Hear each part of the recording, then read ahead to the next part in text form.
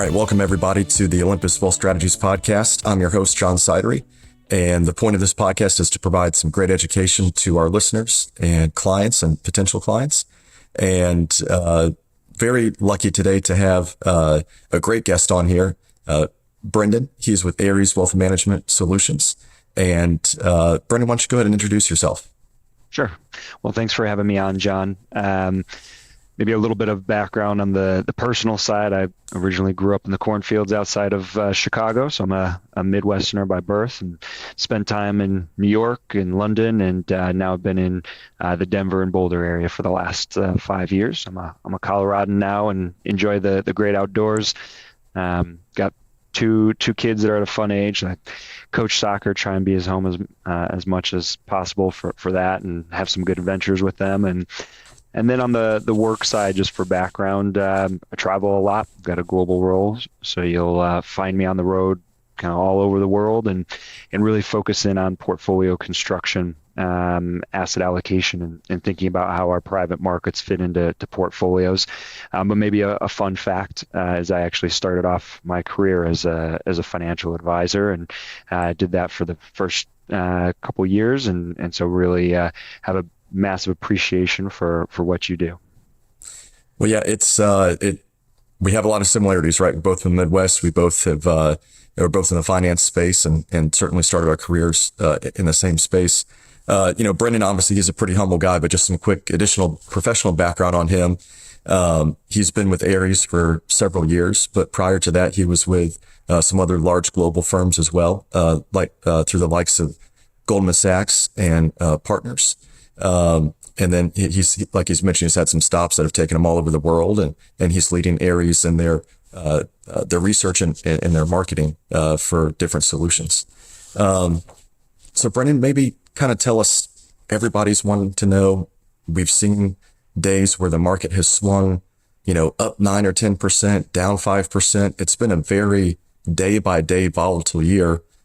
What are your and Ares' thoughts right now on the current state of the markets, and what's your guys' outlook for the rest of 2025? Yeah.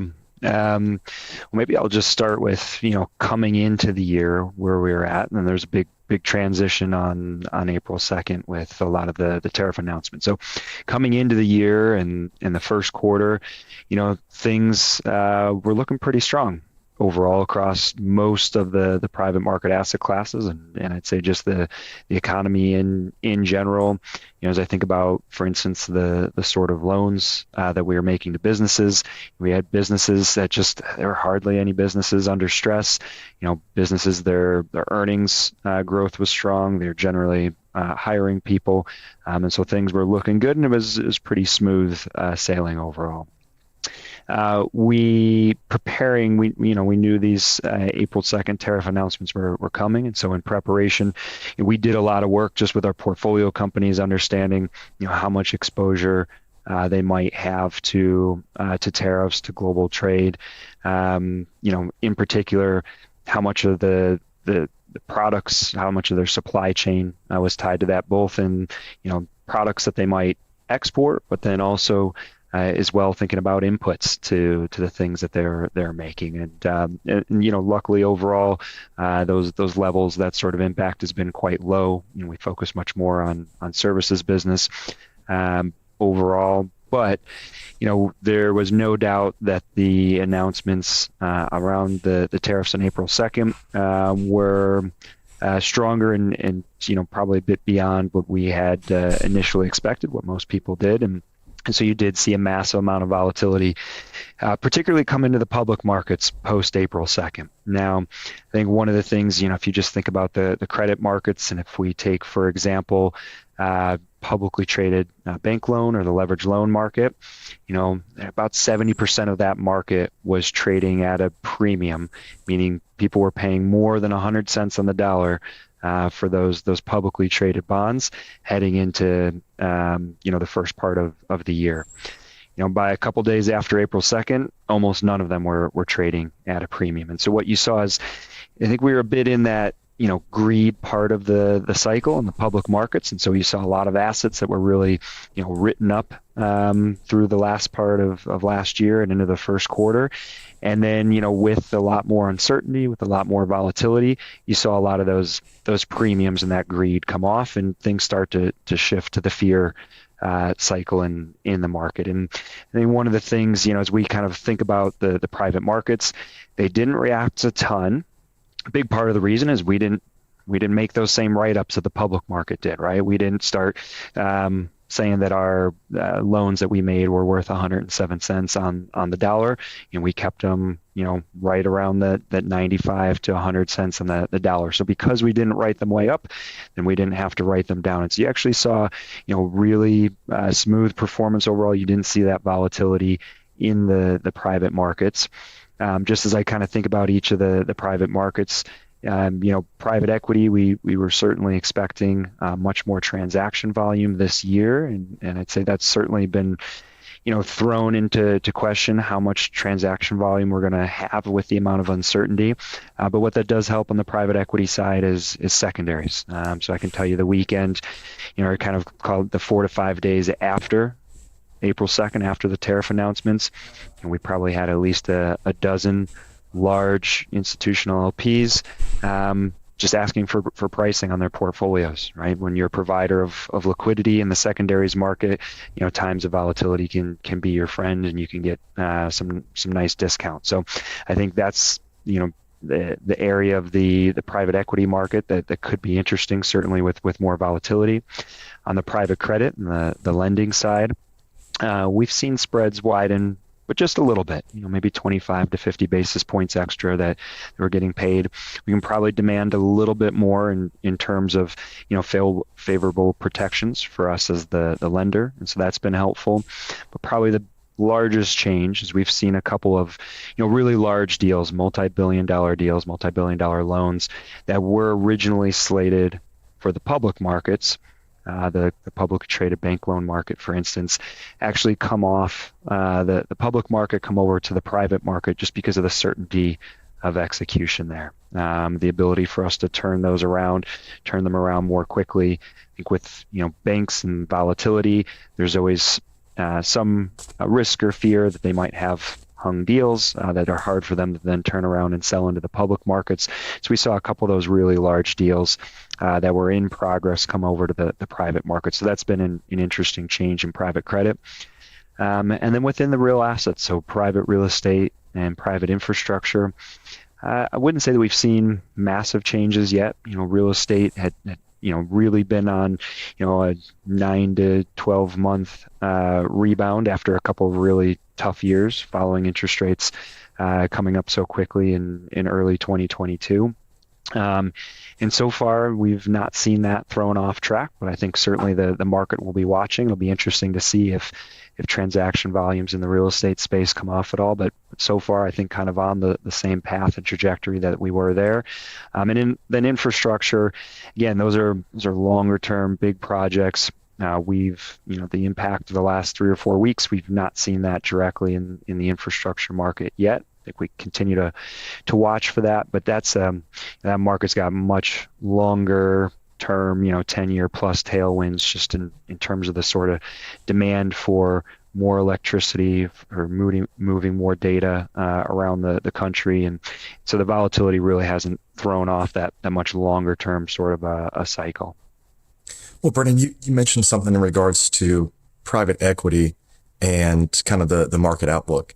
You mentioned going into the year that there was an expectation for maybe higher transaction volume. Was that predicated off of the expected amount of rate cuts from the Federal Reserve this year? So no, actually nothing really to do with the rate cuts, although certainly having the rate environment be more stable helps, right? If you're going to go make a 5 or a 7 year investment, you want to have a sense for where rates are, because that's your cost of capital. And so for planning purposes, just having rates more stable is certainly helpful, though no, it's not an expectation necessarily that rates would fall. More what it is a lot of assets that have been held by their current owner for a long time, And a lot of those holders are in 10-year or 12-year lockup funds that are getting towards the end of their fund life, and with a lot of underlying investors that are ready and waiting for cash to start to come back to them. And so it's more the pressures of having a couple $1 trillion of long in the tooth assets, meaning companies that have been held by a private equity firm for 5 years or more, that are going to need to start returning capital to their underlying investors. And so it's those sorts of it's really that pressure more than anything else that was making us really expect more transaction volume, people needing to come and sell. So we're really coming up against a wall of, like you said, long in the tooth assets where there's going to be, like you said, the trillion or trillions of dollars returned to investors, and they're going to have to find a new home or new investment for those dollars. Yep, that's exactly right. Well, obviously, everybody, you can tell the wealth of knowledge that Brendan and his team at Ares are. A quick little background on Ares, because myself at Olympus, and I'd reckon to say hundreds, if not thousands, of advisors like myself rely on Ares not only for their research, but also for their solutions. So quick background on Ares. Founded in 1997, they've got roughly, Brendan, correct me if I'm wrong here, about $550 billion in assets under management, with 3,200 employees across the globe, all over the world. But Brendan, can you give us a little bit more color on kind of what you all do and ultimately who Ares is? Yeah. Nope. So I think you hit that well. Just over 540 billion in AUM today, and yes, all over the globe. And really, I think the easy way to think about it is there's really 4 major food groups of private markets. And so when I talk about private markets, I'm still talking a lot of times about equity, or I'm talking about debt, or we're talking about real estate. But what we're just talking about is those assets, but they're just not traded on a public exchange. And there's really 4 main food groups that we think about as private equity, private credit, private real estate, and private infrastructure. And so that's what we do. We specialize in those 4. We've been investing in, meaning making loans, buying businesses, buying real estate and infrastructure projects for coming up on 30 years. Now, and I guess I should say too, for a long time that was just institutions, right? It was endowments, it was foundations, it was large insurance companies, sovereign wealth funds. And then the very wealthiest of the wealthy. So, individual family offices that were investing in the private markets. And the reason for that is it took a lot of work. I mean, you need a big team to every couple years be looking at a new 10-year lockup drawdown fund coming across to do the due diligence on that.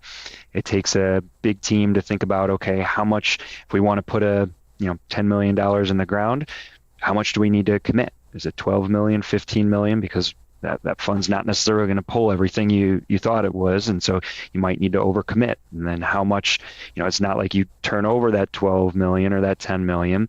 That capital is going to get called over the course of the first 5 years of the fund as the GP or the private equity investor is ready to use it. So you need to be able to prepare and think about how much money is going to get called each year. How much money might we have coming back in old funds that we've done? How do we match those up? And so there's and then just a lot of the transparency wasn't there, so you had to dig in real deep, and then a lot of the reporting is not as simple. And so for all those reasons, it was really just large institutional investors for many years. But those investors did very, very well by the private markets investing. Some folks may have heard of the Yale Endowment Fund, the gentleman David Swensen that led that endowment for a long time. It's often viewed as somewhat of a pioneer in the space of using private markets. And today you have large pensions and endowments and foundations that have 50% or more of their portfolios in the private market. So that was Ares' history. That was our heritage, and we're known very well as being really quality, trusted investors to those institutions. So then Ares Wealth Management. So just about 4 years ago, we realized particularly a lot of the assets and the types of investments that Ares specializes in. If you think about it, they're easy to understand, and they're kicking off an income and a yield. So if you think about, lending to businesses, or buying and owning real estate projects, or infrastructure projects, those are creating an income stream. It's clipping a coupon, and that's we think in a lot of ways, potentially a really friendly, nice way for individual investors to start to understand and to get into the private market space is through these income generating, pretty straightforward private market asset classes. And so the wealth management part of Ares was started just over 4 years ago to really be able to deliver in an easier way and in easier structures the great content and investments that Ares had already been doing for many decades for its institutional investors. And so then what I do is, as part of that, I oversee, first of all, our research team. And so we, help to try and pull back the curtain and just make it easier for folks to understand what's going on in the private markets, what we're seeing, what do these investments look like? How do they feel? A lot of folks don't realize, but, this private market investing has been around for many, many decades. I mean, in many ways, everything was private before the public exchanges got started. So things have always been private, but now that we're kind of coming back around to this new frontier of private markets, we've got 20 and many times 30 plus years of track record to be able to show how these asset classes how do they actually perform through different cycles, how they've looked and felt over time. And I think that context a lot of times can be helpful. So we put out thought leadership and education and research on the asset classes and thinking about how they fit into portfolios. And then I also oversee our marketing team, which tries to package that together and distribute it in the friendliest way as possible. Yeah, well, let's touch on something as far as in the last 4 years where Ares has rolled this out to investors who qualify to invest in private markets, and maybe the differences from kind of the pension endowment and sovereign wealth and ultra high net worth family offices to maybe the more everyday investor, if you will. They have to meet certain qualifications, but kind of more of your everyday investor and how you democratize that. Can you explain, you mentioned, hey, if we want to do this $10 billion fund, capital is going to get called over time, versus today, a lot of funds that whether it be clients at Olympus or elsewhere, utilizes what's called evergreen funds. So can you touch on maybe the difference between those traditional, like you mentioned, GPLP funds that have capital calls versus evergreen funds that are really becoming popular today? Yeah. So the kind of traditional, going back, many decades, the, as you call it, GPLP fund or traditional drawdown fund, generally you commit. You sign up for a commitment. So maybe you say, I want to get $1 million in the ground. So you commit $1 million, but you don't generally write a check on day one, or maybe you write a very small check.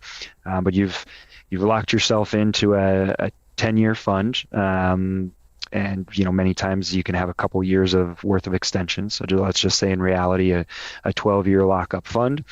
And bit by bit over the first 5 years, that GP or that private equity investor will say, hey, send us $50K. And then a few months later, hey, we need another $150K. And they'll bit by bit draw down out of that original amount that you had committed to the fund.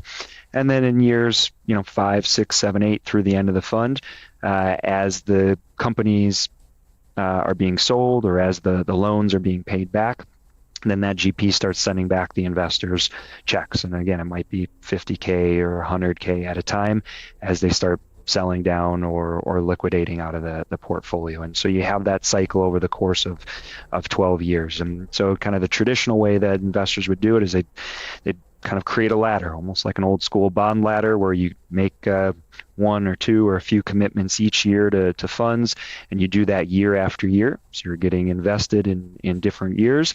And then after a while, you finally come to the point where this ladder, the original funds you invested in, are starting to pay back, and then you can take those distributions and use those to make new contributions in the new funds. And so it's this kind of cycle that would take a lot of times 5 to 8 years to really build up.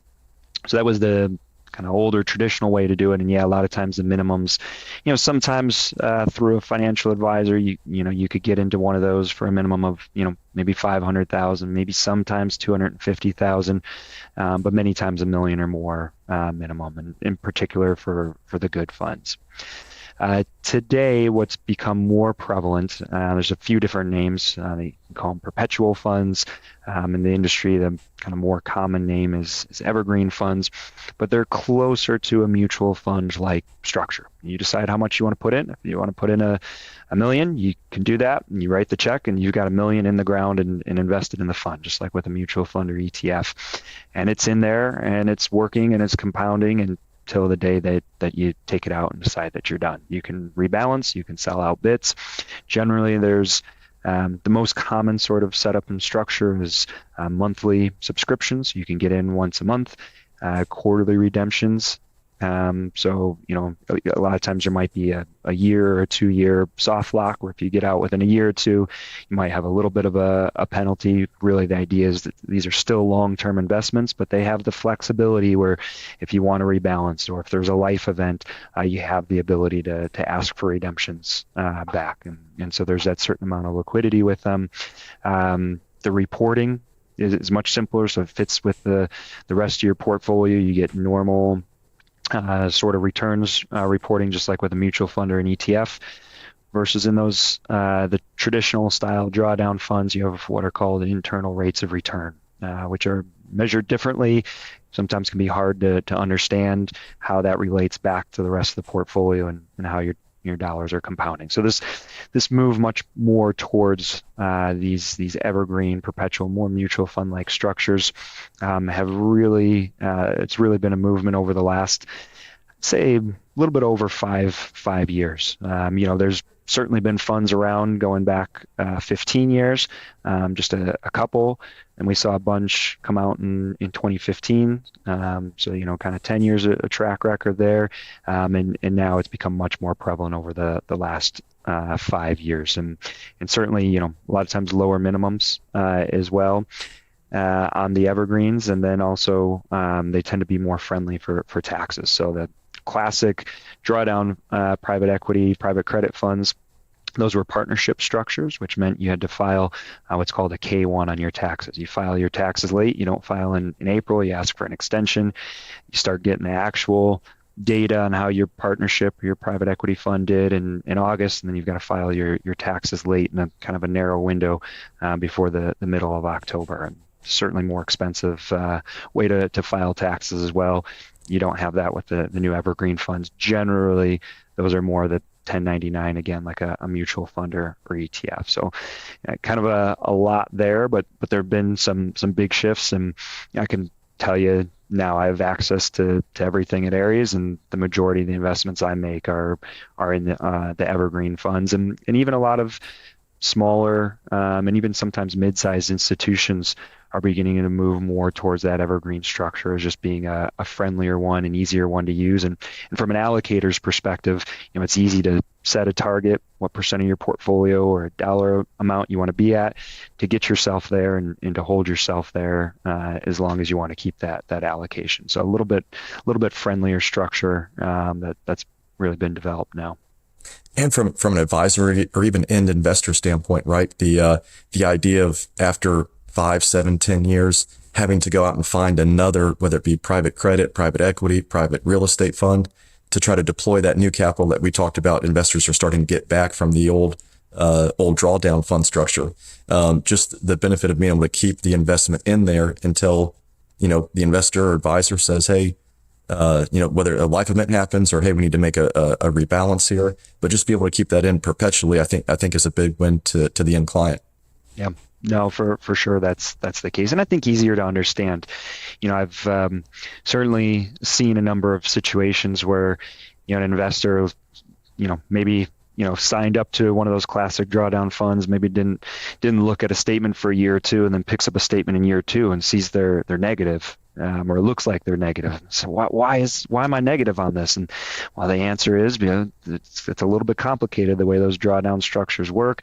You actually a lot of times pay more fees than you actually are generating returns in the beginning, because you don't have a lot of dollars in the ground yet. becomes annoying. You're constantly being, asked every quarter or two to be cutting checks for these capital calls. So there's a lot of, wires you got to put through, and so yeah, I think just the ease of it too makes a real big difference.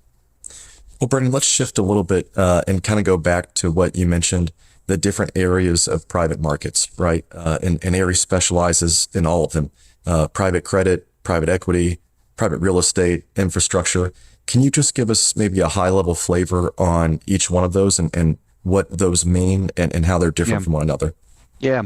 So I'll maybe start with private equity is maybe just a term that folks have heard more. So think about this as just, buying, selling, and operating privately held companies. So companies that aren't traded on the stock market or on the exchange. And it turns out there are far more privately held companies than publicly traded companies in the U.S. Today, you've got about 3,600 publicly traded companies in the U.S., not counting there's some over-the-counter stocks and others that, add up a little bit closer to 4,000. So even on round numbers, let's say 4,000 publicly traded companies.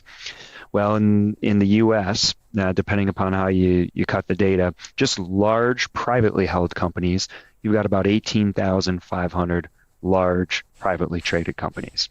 All right, so right there, you're looking at 4 to 5 times the number. And then on top of that, in the U.S., you have what we call the middle market. Think about these as mid-sized companies.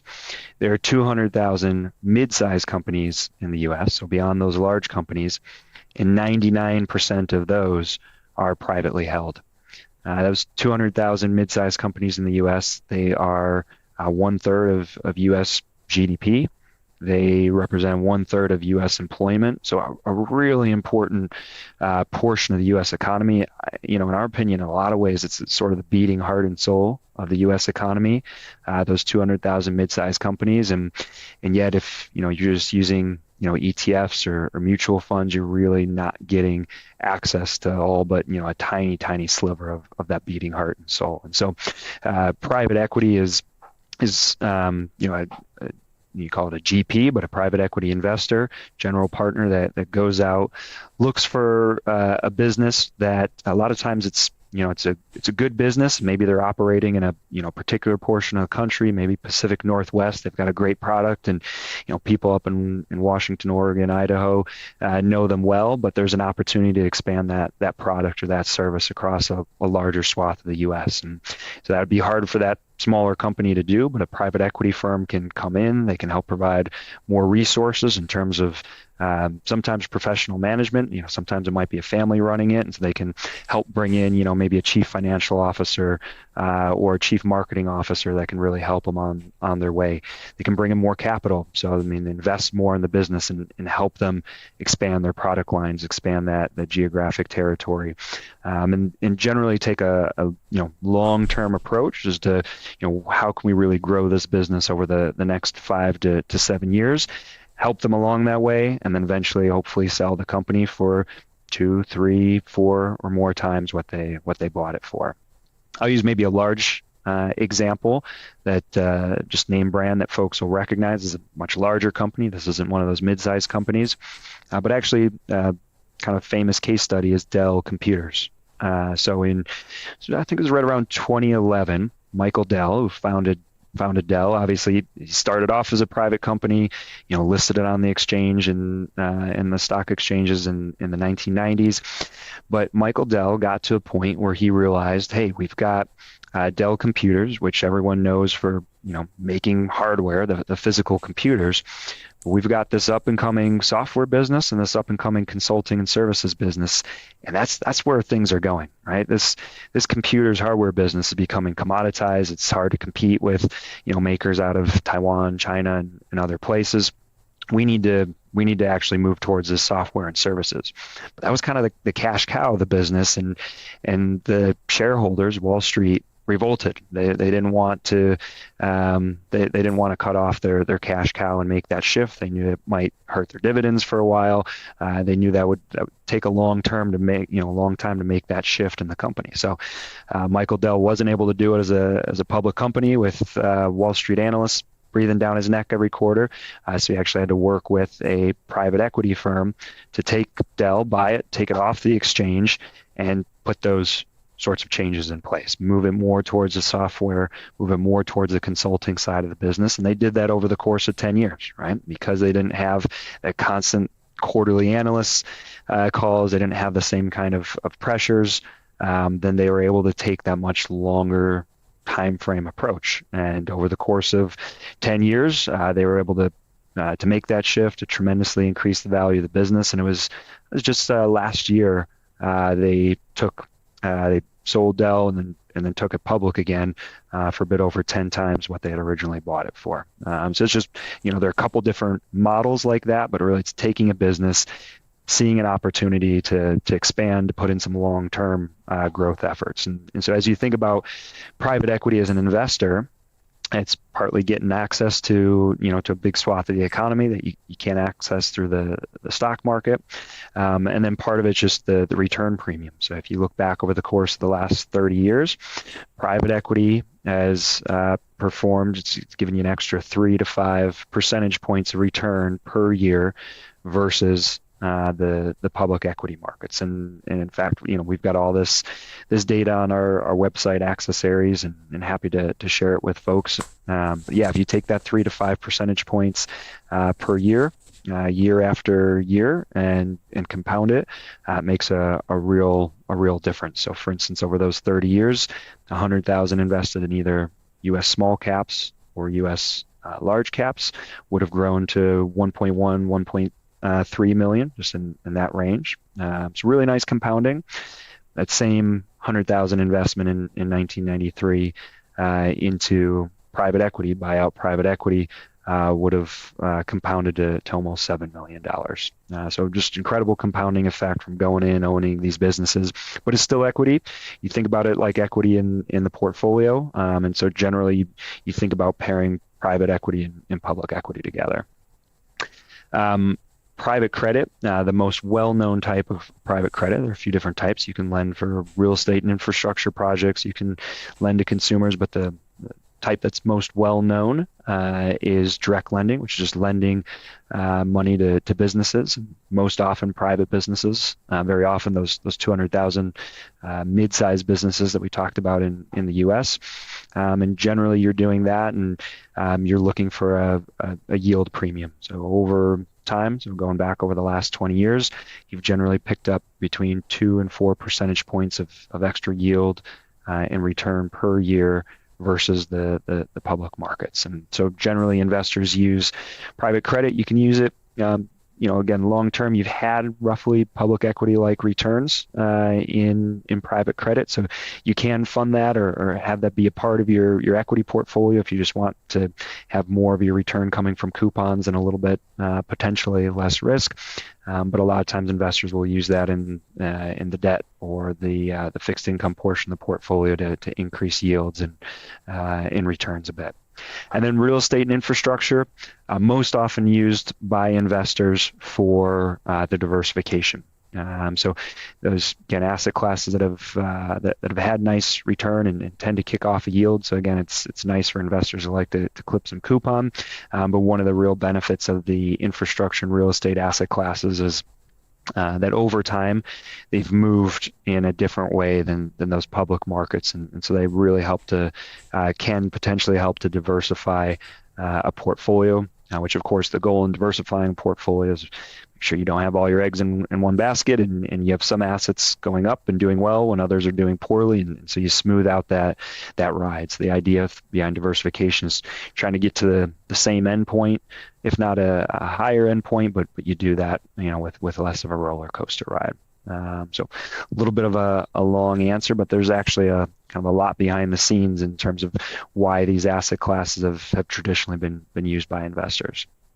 Well, talking about, being able to potentially incorporate those investments and the benefits from a diversification standpoint, how can investors access private market funds through, whether it be Aries funds or otherwise? How can they actually access those? Yeah, so actually through a financial advisor like yourself. And I think that's really important. We do that on purpose. We don't offer these as, sort of supermarket, because we think it's really important that, folks think about these asset classes in the context of their total portfolio, their situation, their goals, and there's no one who can do that like a financial advisor. And so you access these through a financial advisor is the great way to do it. So Brendan, we talked about the markets, we've talked about, private markets and kind of outlook for, the year ahead. But specifically for private markets, and given where we're at in the market cycle and obviously some unknowns, do private markets look like an attractive investment today? If people haven't invested in them, they qualify for them, they want to learn more, they might want to invest. Does now seem to be a good time for any of those asset classes to get into? Yes, we believe yes, and it really comes down to three key reasons. One, a return premium. Two, has to do with the volatility and risk. And three is around diversification. So the first, return, if you think about a lot of the pullback that we had in the first part of April, even getting in towards the end of March in the public markets, that came from the fact that a lot of these asset classes ran up so high, valuations started to get high. If you actually look at the valuations in the private markets, they've been quite moderate. They've not followed the public markets higher. And so, in terms of a longer term return premium, the ability to get into the private markets at, what we'd view as much more, long-term averages, that certainly can help, or at least sets you up for better potential from a return perspective when you're not overpaying on the way in. The second reason we do think private markets it might be really good to be looking at right now has to do with the volatility and the risk. So when you come into volatile times in the market like this, you're seeing lots of generally ups and downs in the public markets. You're not going to see those same sorts of ups and downs historically in the private markets. I mentioned one reason, because we're not writing the assets up, on the way up, like that agreed part, the greed cycle in the markets, and then they don't need to come down as a consequence the same way for when we enter the kind of fear phase of the market. So that's certainly part of it. You're always getting in out of these asset classes at NAV, at the values that we think we can actually turn around and sell the assets for. So you're not paying a premium ever, or you're not having to sell at a discount. So that's a big part of it as well. And so just over time, the track record, over a number of decades for these asset classes is you tend to have somewhere between a third and a half of the volatility and a third to a half of the drawdowns versus the public markets. And so, I think for investors, just even behaviorally, that smoother ride to get to where you're going is many times, first of all, just helps you sleep at night a little bit better. Probably helps them stick with the plan that you as the advisor has written out for them, and so that can be really helpful.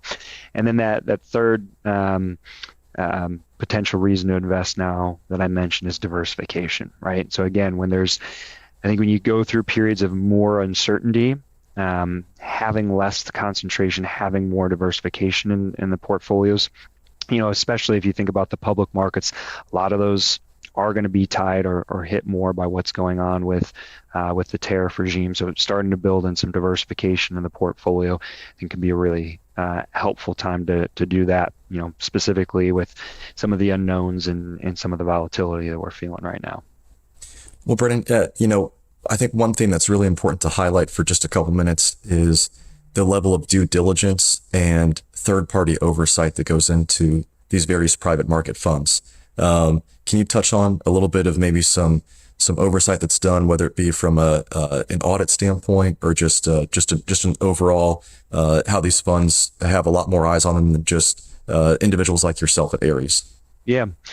So what you're going to find is, particularly on the evergreen or the perpetual fund side, large portion of those are registered funds, which means they're registered with the SEC. So you have oversight there. The sorts of things that I say when I'm going out are overseen by another regulator, FINRA. And then, yes, as you think about, auditing. So I think a good example, sometimes people will say, okay, well, these asset classes aren't trading on an exchange. So, how do you know what, a particular set of real estate projects or loans might be worth, right? So we have our own process of going through and valuing those. But then, yes, we invite in auditors to also look at and to check sometimes the process that we're taking in our valuations, and many times the valuations themselves. You have something called valuation assurance. And so, yeah, you have auditors come in, they'll value independently, not knowing what we valued assets at, they'll value themselves and then have a check and see how close we are, and where or if we fall outside of the bounds, then they're going to have a conversation with us and push us to change the valuations towards what they had come to.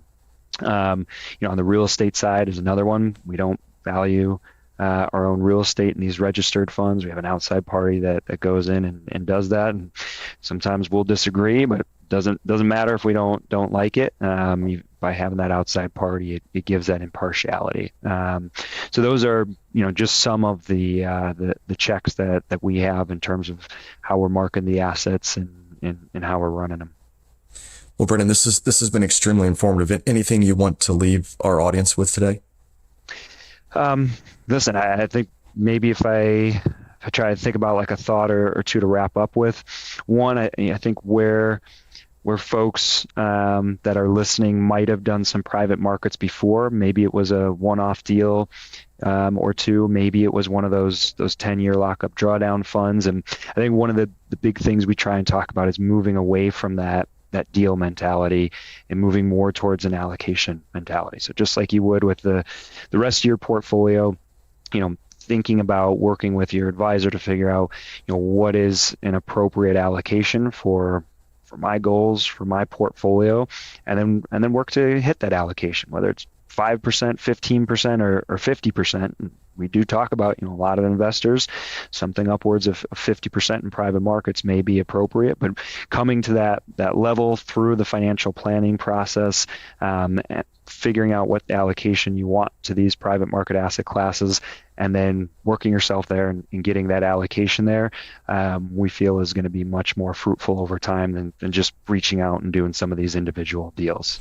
So I think that's probably a big thought or challenge that I try and leave folks with. Well, Brendan, this has been obviously extremely helpful. We appreciate you coming on and not only your insights, but also all the insights that you and your team produce that we heavily rely on through Aries, and we really appreciate the partnership and thank you so much again. My pleasure. Thanks for having me.